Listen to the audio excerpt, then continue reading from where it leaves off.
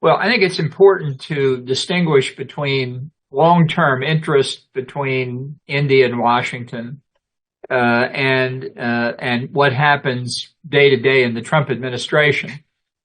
Trump doesn't have an overall national security strategy.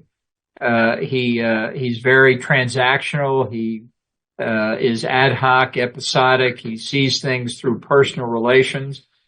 And I think much of the tension between India and the U.S. has been because of Trump's very erratic style. So, for example, although there are a number of concerns on the Indian side, the most recent, the biggest, is the 25% tariff for Indian companies' purchases of Russian oil and gas over the past several years.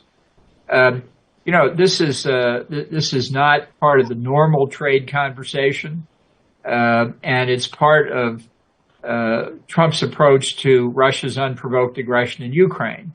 But precisely that connection shows how erratic Trump can be, because he has not sanctioned or tariffed Russia for violating the sanctions, nor has he sanctioned or tariffed China for violating the sanctions. And China is a much bigger purchaser than India is.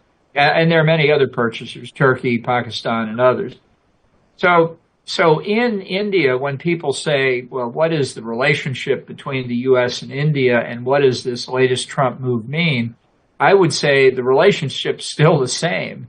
It's just now we've got to deal with this move by Trump that took everybody by surprise. The issue of how to put pressure on Russia, how to cut Russian revenues that are financing the war in Ukraine, is an important ongoing issue. Why that results in India becoming collateral damage is a different question. So I know this is frustrating in India. If I were in Indian shoes, I'd probably be frustrated too.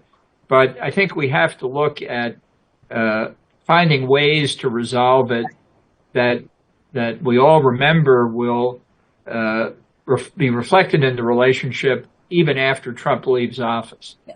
And that will come in less than 3.5 years. I mean, that may seem like a long time. It is a long time, but in the big scope of history, it's not a long time.